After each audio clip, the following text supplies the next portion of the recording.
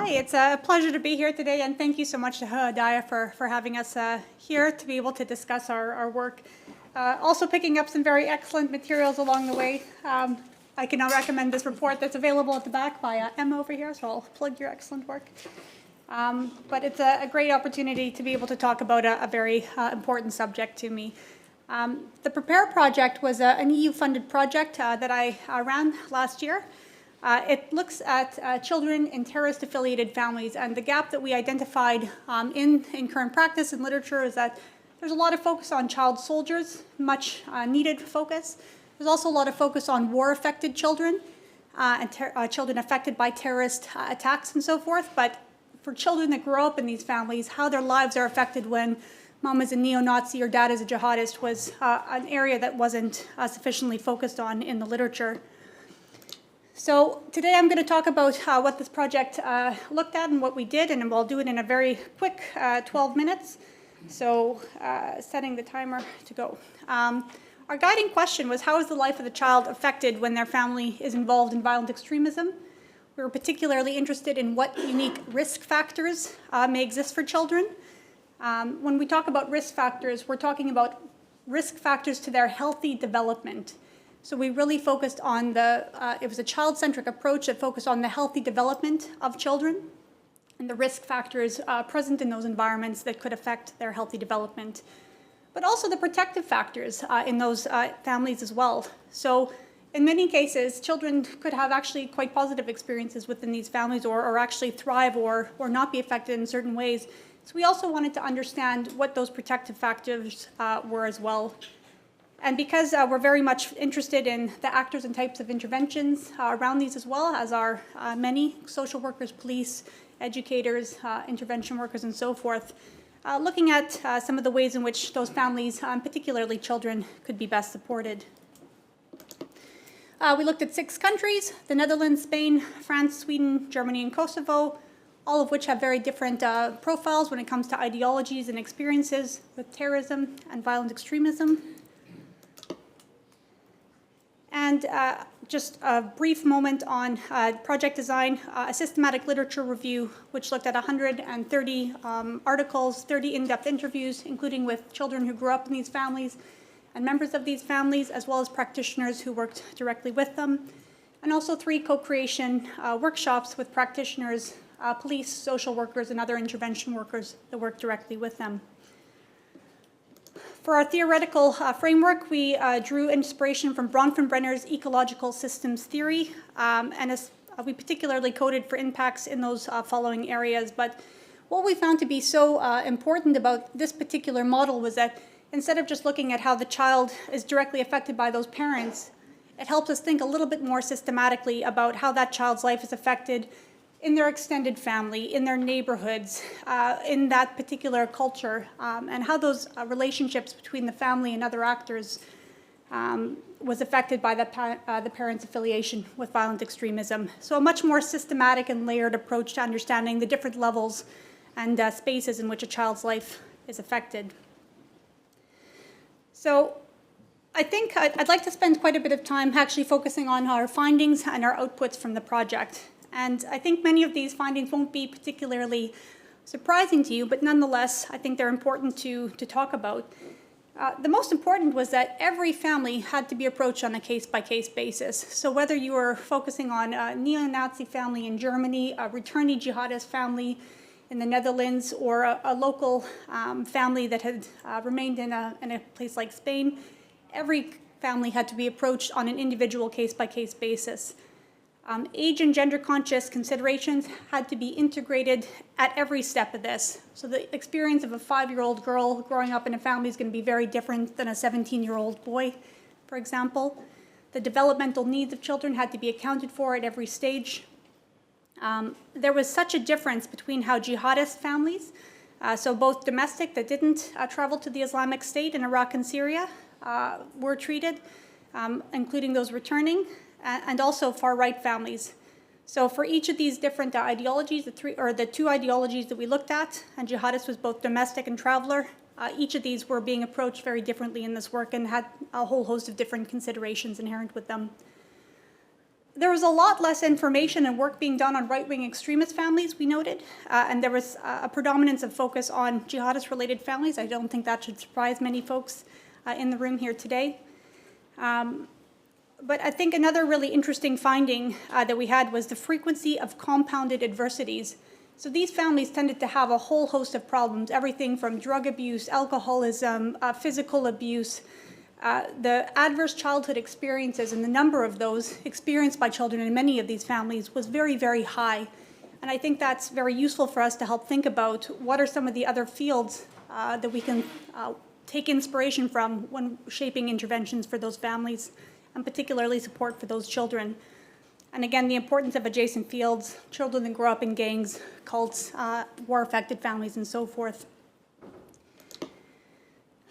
Findings around these children, it should be no surprise that in terms of potential risks, there is an increased level of exposure to everything from the ideologies, activities, environments, propaganda, media, social groups, violence, and so forth associated with that ideology. Often the kind of gender roles and behaviors associated with that particular ideology were heavily imposed or prescribed to those children as well, prescribed I should say. Often they were limited from outside or mainstream influences, including social groups and media. So we did find that many of these children were somewhat isolated from more mainstream influences, both broader societal and also at a peer level. They often face stigmatization from their peers, from schools and the community, regardless of who they were or what they themselves had done, but mostly from the status of their families. And they often were presented with an alternative education or curriculum in line with that ideology. So even in cases where they were going to a mainstream school, they might still be taken to a separate school on the weekends or taught an alternative curriculum at home that challenged some of the kind of mainstream educational points that were being expressed. The family was also seen as a risk and protective factor as well. So in many cases, again, you could have very loving parents that cared very much for their kids, and these kids did feel well supported and so forth, even while they were still associated with a violent extremist ideology. So we do have to view families as both risk and protective factors and consider how those dynamics can be worked with when interacting with those families. Now, when we look at the professionals who work with these families, multi-agency responses were absolutely essential. And the most prominent professions that we saw working with these families were social workers, mental and physical health workers, so psychologists, for example, doctors, security actors, so police in some cases, educators, teachers, and really having kind of multi-agency approaches was imperative to having a good, robust response. And for these professionals, there was no need to recreate the wheel. These professionals know what they do. They know how to do casework, they know how to do interventions, but what they didn't really know, and this was one of the consistent gaps that we found, was that when working with a violent extremist affiliated family, the knowledge about what that meant for that particular family and how that could affect the child was much less clear. We also know that professionals faced a whole host of challenges in their work. They had limited experience historically in cases involving ideology, foreign terrorist fighters, a lack of understanding around significant concepts, experiences, and so forth. There was a need to educate appropriate bodies as well. So whether that was legal actors, education actors, police actors, there was educational gaps in terms of professionals knowing what the implications of working with that family meant. There were gaps in protection for family members fleeing an individual who might have been involved in violent extremism. So in many cases, for parents, a mother or a father might be involved in violent extremists, the other wasn't. And in cases where those families did end up breaking up because of that, there did have to be special protections and considerations to support those family members as well. How should professionals respond to extremist cases? Again, a big gap in terms of knowledge. How should family courts respond to these? Was it sufficient that a parent held a violent extremist ideology to say that that child was at risk of harm within the family and the parent's competency as a parent? Again, big gaps in research and knowledge around these professionals that really impacted how they're dealt with at a societal level and in an individual family-to-family level. Their treatment and approach to Islamists was very different than those to the far right. That shouldn't be surprising in a European setting, perhaps. And in terms of returnee families, jihadist returnees families, significant gaps in information. So really, what happened to children during their time in Iraq and Syria, if they were born there or if they spent extended time in Iraq, Syria, camps, a lot of gaps that really affected how they could shape intervention processes and support.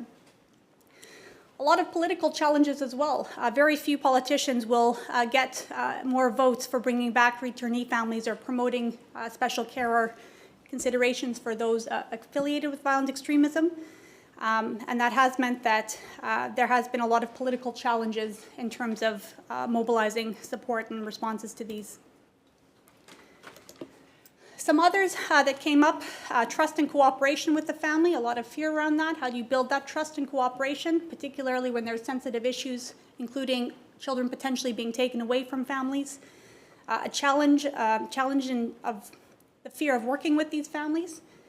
So you can imagine it can be quite intimidating if you're working with somebody who might be labeled as a jihadist or a far-right activist, for example. Again, gaps in children's profiles, gaps in documentation, continuity between professionals. So in cases where this work was occurring over multiple years, ensuring that continuity between those professionals and particularly information being passed in an appropriate way and between different professional actors was paramount, and there were often challenges with that. Also, information sharing between different bodies. You can imagine the sensitivities around things like psychological evaluations, health reports, police considerations. There's a lot of walls around how information can be shared, and that could sometimes affect the kind of interventions with these families. A lack of or limited resources, depending on the place that you were looking at, how different ideologies were viewed and approached, and assumptions practitioners may hold about these families.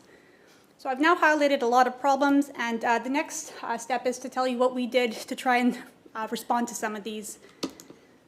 In terms of our outputs, we created a practitioner's guide to working with these families, so focusing on protecting the rights of the child.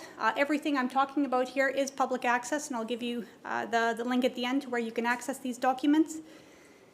Additionally, we focused on a training curriculum, so a Train the Trainer handbook, everything again public and open access, that focused on issues such as bias and stigma, children are understanding the context of these families, the approach that we took, and key skills and positive characteristics for practitioners.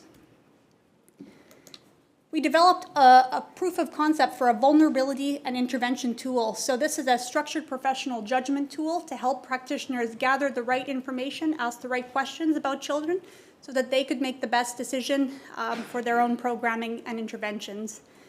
So we're quite proud of this, and it was a very useful tool where it collects information, creates sociograms, provides guiding questions, and helps you rank and identify risk and protective factors and build up profiles for those kids.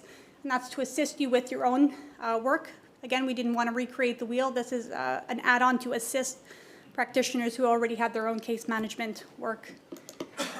A couple related outputs related to this. So we also have a book in progress right now that I'm hoping will be in print sometime in the foreseeable future, looking at this a bit more.